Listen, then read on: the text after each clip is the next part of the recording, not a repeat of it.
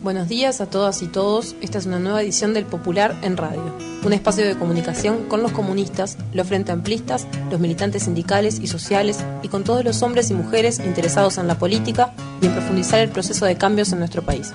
Agradecemos todos los mensajes recibidos por mail, por teléfono y personalmente. Esto es El Popular en Radio. Muy buenos días, como todos los martes y los viernes a las 12 estamos aquí en CX30 compartiendo con ustedes El Popular en Radio. Como todos los viernes vamos a compartir el contenido de la edición del Popular, que si bien sigue saliendo solo digital por motivo de la pandemia, como hemos explicado muchas veces, para cuidar tanto a las y los compañeros que lo distribuyen con tanto cariño y con tanto amor cada viernes, como a quienes lo reciben, para no ser factor de riesgo de contagio. Salimos los viernes, ahora estamos en el nuevo portal que invitamos a que ustedes visiten, www.elpopular.uy. Ya está disponible la edición en PDF, allí ya está el editorial, en un formato más amigable para pasarlo como si fuera un libro, el formato PDF. Están haciendo las compañeras, está Victoria Alfaro a cargo de ahí, todos ayudando a ella para que salga lo mejor posible el portal, y ahí están trabajando. Acaban de subir las compañeras y los compañeros el documento de 92 páginas con el plan estratégico del Frente Amplio para la salida de la pandemia que entregó hoy Tabaré Vázquez al secretariado del FA. Está ya disponible en el portal. Hoy tenemos una edición bien bonita del Popular dedicada al 1 de mayo, con una nota de Ana Prestes, la nieta de Carlos Prestes, dirigente del Partido Comunista de Brasil, sobre Brasil, especial para el Popular. Una nota de Rosalinda Hernández Alarcón, una periodista mexicana, feminista de mucho tiempo, una queridísima compañera, sobre los derechos de las mujeres y la salida de la pandemia. Un pie de etapa adhiriendo a la convocatoria que hizo Madres y Familiares de Desaparecidos a que de aquí al 20 de mayo todas y todos, en todos los lugares que tengamos, en nuestras casas, en nuestros espacios, en nuestros medios, convoquemos al 20 de mayo con la consigna de este año y con la cara de los desaparecidos. Como verán, en nuestra tapa está la cara de nuestro entrañable Juan Manuel Brieva, trabajador del Popular, secuestrado por el terrorismo de Estado y desaparecido el 10 de octubre de 1975, y allí la convocatoria al 20 de mayo también. Y tenemos con muchísimo gusto también a Patricia de nuevo, con su afilada mirada de la realidad nacional, en una nueva colaboración de Néstor Silva con el Popular, al que mucho le agradecemos. Nos vamos ahora al editorial.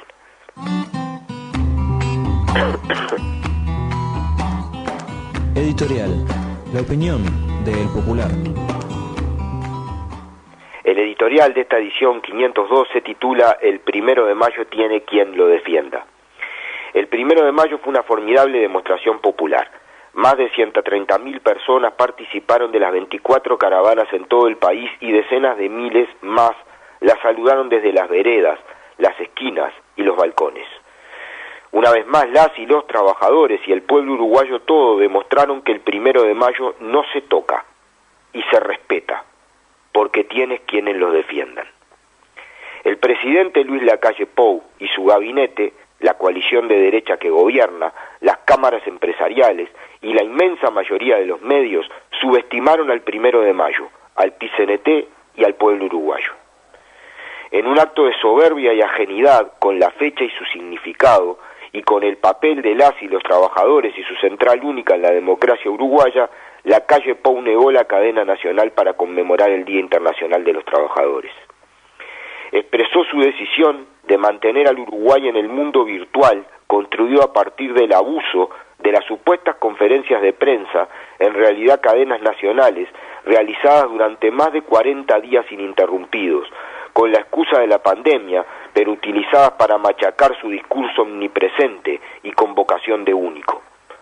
Acunado por las encuestas, confiado en que las limitaciones de la pandemia impone a la organización y la movilización popular iban a seguir permitiéndole una ofensiva en todas las áreas, con la ley de urgente consideración, la ley de medios, el tarifazo, el impuestazo, sin costos políticos, sin disputa política seria. Se equivocó. En su fiebre restauradora, impuesta a marchas forzadas y con grandes dosis de soberbia y autoritarismo, subestimó el peso de una historia que desconoce, que rechaza, que le es ajena. Pensó que 139 años de conmemoración de un día entrañablemente querido por una parte muy importante de la ciudadanía se podían borrar con un tuit. Apostó a que la feroz campaña de desprestigio, de acoso calumnioso en las redes, de encuestas manipuladas e interesadas, le aseguraban un movimiento sindical aislado, desmovilizado, perplejo y sin respaldo popular. Se equivocó. El desafío de este 1 de mayo era mayúsculo para el PCNT. Tenía que honrar una fecha de enorme peso simbólico, responder a una ofensiva de las patronales con viento en la camiseta, porque su expresión política recuperó el timón del Estado. Zafar de una campaña cuyo objetivo obvio es el aislamiento del movimiento sindical, encontrar formas inéditas de organización y movilización que se adecuaran a una situación también inédita, la pandemia y sus impactos. Y además, que la gente se sintiera convocada por esas formas y respondiera. Y lo logró. Vaya si lo logró. El PCNT estuvo rodeado de todo el movimiento popular, de las organizaciones históricas y de las nuevas, de amplios sectores de la cultura y de miles y miles que expresaron de mil maneras su rebeldía y su decisión de luchar. Marcelo Audala, secretario general del PCNT, definió este 1 de mayo como un acierto táctico de la firmeza estratégica. Tiene razón. Y lo fue por varias cosas. En primer lugar, la consigna, colocar que lo verdaderamente urgente es la solidaridad y no los negocios, fue un acierto. En segundo lugar, la reivindicación de la historia, romper con el presente perpetuo refundacional de la derecha y la restauración conservadora. En tercer lugar, por el contenido y la amplitud de la plataforma. Más de 30 organizaciones sociales conforman la Intersocial, pero sus 11 propuestas para enfrentar los impactos sanitarios, económicos y sociales de la pandemia tienen puntos de contacto con las posiciones asumidas por el Sindicato Médico del Uruguay, el Instituto de Economía de la UDELAR y otros sectores de la academia. En cuarto lugar, porque esta plataforma tiene respuestas a los problemas urgentes que ya se están manifestando en la realidad. El impacto de 160.000 personas en el seguro de paro, que a pesar de estar amparadas en un derecho conquistado y ampliado en estos 15 años, además de la incertidumbre sobre su futuro, viven en el presente una disminución de sus ingresos de al menos un 40%. De los aumentos de las tarifas públicas que rigen desde el 1 de abril, UTE 10.5, OCE 10.7 y Antel 9.78.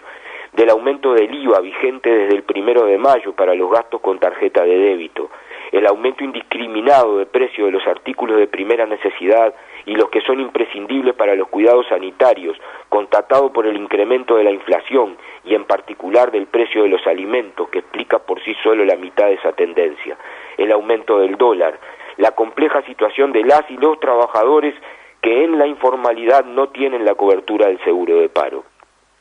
Todo ello ha llevado a que, según un estudio del Instituto de Economía de la UDELAR, más de 100.000 personas cayeran bajo la línea de pobreza en este mes. Las medidas del gobierno solo pudieron disminuir en un 20% esa situación. Son absolutamente insuficientes. Se necesita la renta básica transitoria que plantea el PCNT, se necesita el control de precios, se necesita frenar los cortes de luz, agua y telecomunicaciones, se necesita detener los lanzamientos de casas y pensiones. En quinto lugar, porque se apostó a la organización, a la construcción de unidad y a la lucha. Se logró en la práctica, no solo en el discurso, que el aislamiento social no se transforme en inmovilismo. Hubo miles de pintadas, de columneras, de pasacalles, hubo coches parlantes, hubo placas y videos en las redes, hubo organización. Por eso, el 1 de mayo fue un punto de inflexión, un cambio en calidad de la situación política, y lo provocó el protagonismo popular organizado. Por eso valen tanto los miles de autos, motos, bicicletas, embanderados, y los miles de puños cerrados saludando desde la vereda, las esquinas y los balcones, y los miles de aplausos de la noche. Por eso vale tanto la emoción que vivimos miles. La clase obrera organizada mostró una vez más su peso en la realidad nacional, el valor de su unidad, la enorme potencia política de su capacidad de convocatoria. La frustración e indignación se sintetizó en rebeldía colectiva y organizada de miles, y cuando ello ocurre, nada queda igual. Quisieron el mismo día atacar a la movilización con un odio que muestra hasta dónde los sectores del poder y sus operadores se sintieron desafiados. Ahora lo quieren hacer olvidar rápidamente, hacer como que no pasó. Pero sí pasó. Las y los trabajadores y el pueblo uruguayo realizaron un histórico 1 de mayo. Cuando se escriba la historia de este 2020 tan atípico, habrá que poner con mayúsculas, 1 de mayo, el día que empezamos a cambiar la pisada. Mientras tanto, atesoremos en nuestro corazón los puños en alto, los rostros conmovidos de hombres y mujeres de nuestro pueblo al paso de las caravanas. Con este día, que es parte central de nuestro ser social, de nuestra identidad individual y colectiva, guardemos en el rincón de las cosas más queridas el grito desafiante y feliz de miles de gargantas. ¡Viva el 1 de mayo! Esto es El Popular en Radio.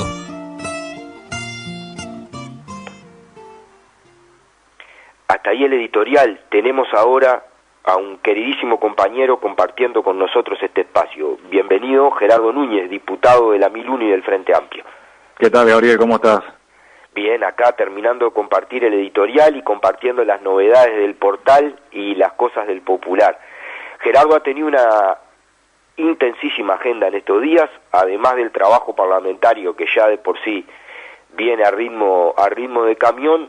Ha estado en la presentación de 12 iniciativas legislativas del Frente Amplio, que es de lo que vamos a hablar, pero además de eso también ha participado en varias entrevistas de prensa, las últimas 2, si no me recuerdo mal, en BTV, en el Informativo Central ayer, y esta mañana en el programa En Perspectiva con Emiliano Cotelo. ¿Es así, Gerardo? Sí. Hola. ¿Es así, Gerardo? Sí, fue así, Gabriel. Quería, antes que nada, aprovechar para saludar y felicitarte a vos, Gabriel, y a Victoria y a todos los compañeros que están trabajando en el Popular, y sobre todo por lo que fue el lanzamiento del portal web, del semanario, que creo que es un aporte sustancial en estos momentos en que, bueno, a veces se intentan coartar las voces, se intenta que la visión de los sectores de los trabajadores, de las trabajadoras, del movimiento popular esté ausente. Bueno, contar con una voz amplia, alternativa, creo que es, sin lugar a dudas, un aporte democrático sustancial. Y bueno, quería comenzar saludando ese hecho, esa iniciativa, porque realmente es un gran aporte. Y Gabriel, como bien vos decías, bueno, ha sido una semana intensa, una semana en donde hemos presentado propuestas. El Frente Amplio no se queda en la crítica, no se queda solamente en el señalamiento de lo que falta, en detectar las insuficiencias, sino propone soluciones a todas estas demandas que existen, desafíos a resolver. Vos lo decías recién leyendo el editorial. Tenemos una realidad hoy muy distinta a la que teníamos el 1 de marzo del 2020. Tenemos una realidad donde más de 100.000 uruguayos han ingresado a la pobreza en el mes de abril. Tenemos una situación donde hay más de 160.000 envíos al seguro de paro, más de 11.000 despidos. Bueno, todo esto realmente genera un panorama de enorme dificultad, que tiene que verse además, analizado en conjunto con los efectos de la pandemia desde el punto de vista sanitario. Entonces es un combo realmente peligrosísimo, que si no se toman medidas profundas y realmente serias, esto va a tener efectos muy negativos para nuestra gente, para nuestro pueblo, y eso es lo que estamos intentando evitar. Y para eso las propuestas que ha realizado el Frente Amplio, que algunas de ellas ya se le habían presentado al Poder Ejecutivo, al Gobierno, hace más de un mes, más de 30 días. Lamentablemente no hubo una respuesta formal a esos planteamientos, y bueno, la bancada de diputados y diputadas, en acuerdo después de un trabajoso proceso, donde participaron todos los compañeros, todas las compañeras, los distintos sectores, elaboramos una síntesis, elaboramos esas propuestas, que son 7 proyectos de ley y 5 minutos de comunicación, bueno, para hacer frente a estos desafíos que tenemos, que bueno, se van a estar desarrollando con mayor virulencia en las próximas semanas y en los próximos meses. Es así, Gerardo. Digamos, hay una nota en el Popular larga a ti, explicando algunas de estas cosas, y también están todas las iniciativas, lo queremos decir, los 7 proyectos de ley y las 5 minutos de comunicación están completas en el portal del Popular, así que las pueden ver y las pueden consultar detalladamente. Pero establezcamos primero en las minutas. Digo en las minutas porque las minutas tienen que ver con que son aspectos de la realidad en las que el Poder Ejecutivo tiene iniciativa privativa para proyectos de ley, no lo puede hacer el Parlamento. Allí, por ejemplo, está planteado el tema de la renta para universal, ¿verdad? ¿Cuáles son las características de esta renta y cuáles son las otras 2 o 3 minutas más importantes? Bien, bueno, como bien vos decías, Gabriel, creo que esta es, dentro de todos los proyectos de ley y de las minutas, la más importante, porque plantea un ingreso directo, y es lo que ha demostrado en los últimos tiempos, en todo el periodo de gobierno del Frente Amplio, que es lo que termina resolviendo los aspectos de la pobreza, los aspectos, digamos, de mayor marginalidad. O sea, es una respuesta concreta y contundente, porque, bueno, la gente que hoy no tiene ingresos, que los ha perdido, que ha tenido dificultades desde el punto de vista de su trabajo, contar con esta herramienta nos parece que es central. La propuesta es muy precisa y es muy concreta, no tiene demasiadas vueltas. O sea, lo que se plantea es un ingreso mínimo nacional, digamos, vinculado a lo que es el salario nacional, el salario mínimo, por familia, para aquellos hogares que hoy tienen las dificultades económicas más importantes. Estamos hablando de un margen que oscila entre los 310.000 y 350.000 hogares aproximadamente, que algunos de ellos incluso ya pueden estar recibiendo algunas prestaciones, pero que es necesario reforzar en estas circunstancias. Entonces, esa propuesta tiene digamos, un costo que oscila aproximadamente en los 120 millones de dólares como máximo por mes. No es una cifra disparatada, se puede perfectamente sostener y solventar, y asegura, digamos, tomar medidas adelantándonos a los efectos de la pobreza posteriormente. O sea, cualquiera sabe que, digamos, atacar la pobreza una vez que está instalada, tomar medidas es mucho más caro en términos de recursos, sin contar todo el costado social, el costado, digamos, en la dimensión de la vida de las personas, que, bueno, asumir justamente preventivamente acciones contracíclicas, acciones que vayan en el sentido contrario a lo que marca la tendencia, ¿no? Que es que si no se toman medidas, bueno, van a haber lamentablemente más uruguayos y más uruguayas en la pobreza, cosa que queremos evitar para no llegar a situaciones que ya hemos vivido, ¿no? Como fue el 2001 y el 2002, hoy con un agravante, que es la crisis sanitaria, que también impide, digamos, el trabajo, digamos, informal, el trabajo que permitía a personas, a familias en el 2001 o en el 2002 hacer algún pesito, ¿no? El aislamiento social, la posibilidad del contagio del COVID-19 hace que se contraiga la economía más y al mismo tiempo estemos más encerrados. Entonces, las redes de solidaridad funcionan, pero están más limitadas, y la posibilidad de salir de la casa, hacer el peso también. Entonces, bueno, pensamos que esta tiene que ser una solución concreta a desarrollar por parte del gobierno de la coalición. En el marco de los proyectos de ley, Gerardo, hay proyectos de ley, por ejemplo, que tienen que ver con proteger el empleo, hay proyectos de ley para la vivienda, en varias cosas, y hay proyectos de ley también para la emergencia sanitaria. Exacto, ahí hay varios puntos.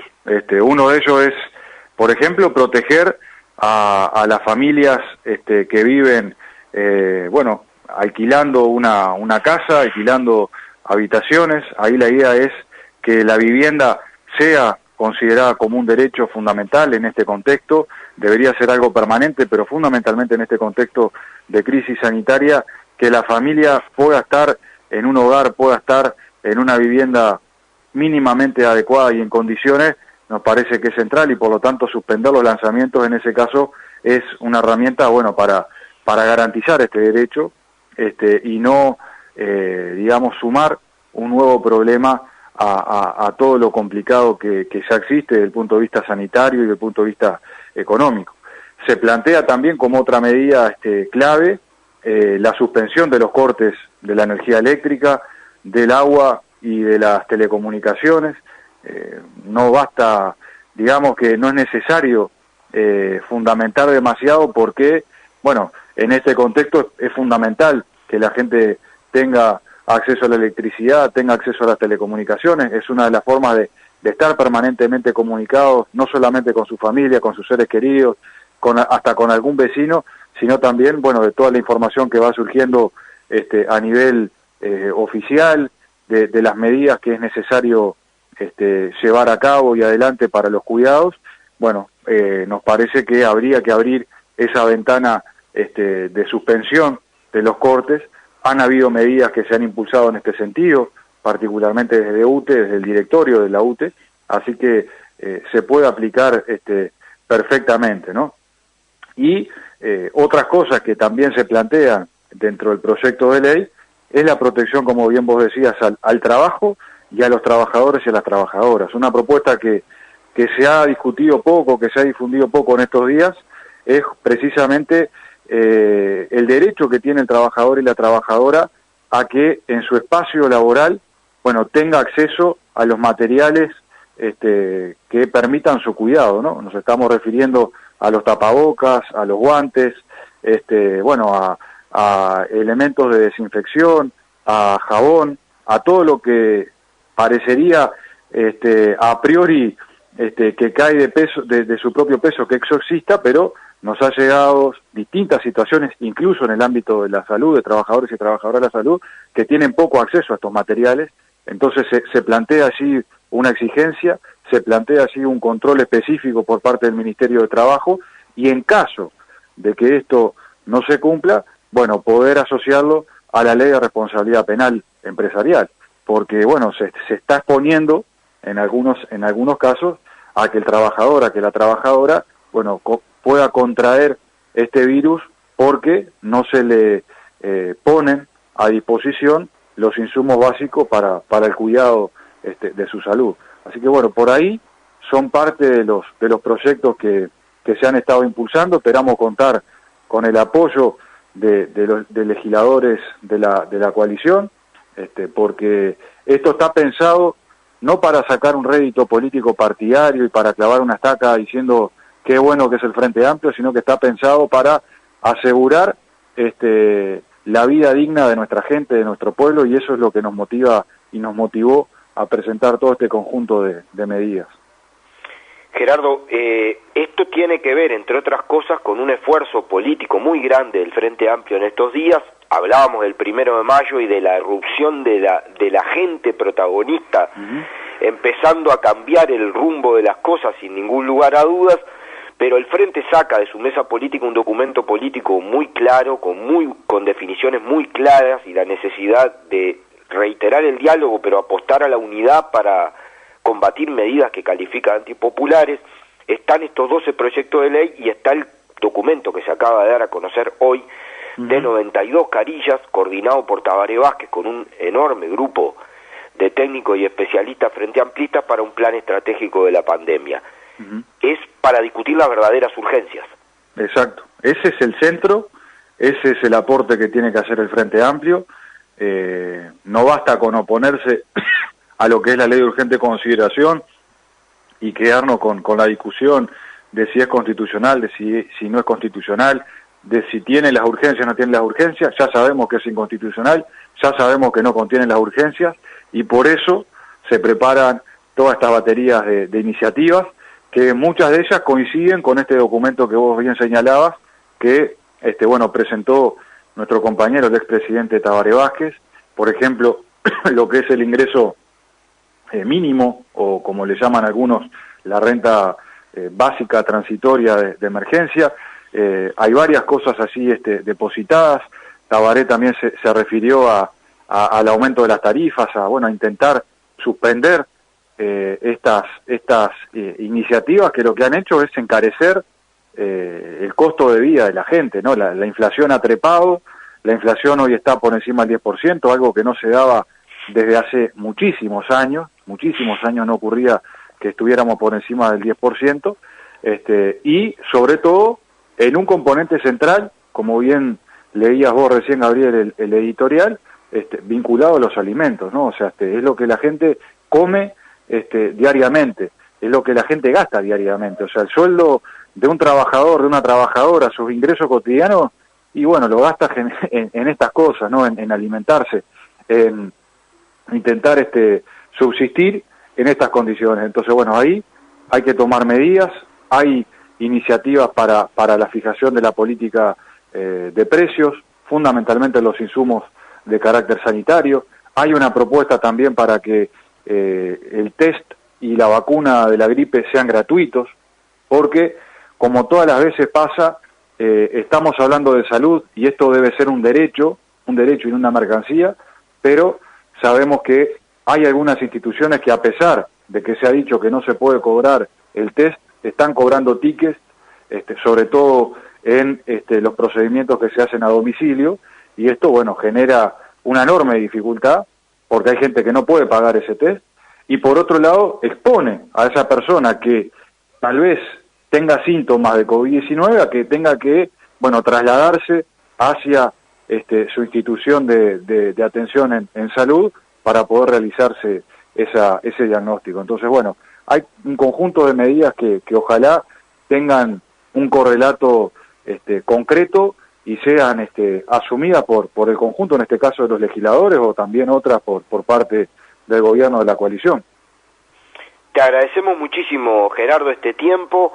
Volvemos a reiterar que están todas las iniciativas en el portal del Popular, que las pueden consultar todas, y además está también una extensa nota a Gerardo sobre esto, y vamos a compartir este audio también para ir ayudando a que se vayan colocando los ejes donde las urgencias realmente están. Te agradecemos mucho, Gerardo. Gracias, Gabriel, como siempre, y un gran saludo a todos los oyentes. Era Gerardo Núñez, diputado de la Miluni del Frente Amplio. Nosotros nos despedimos rapidito, nos reencontramos con ustedes este martes. Un abrazo grande. Esto es El Popular en Radio.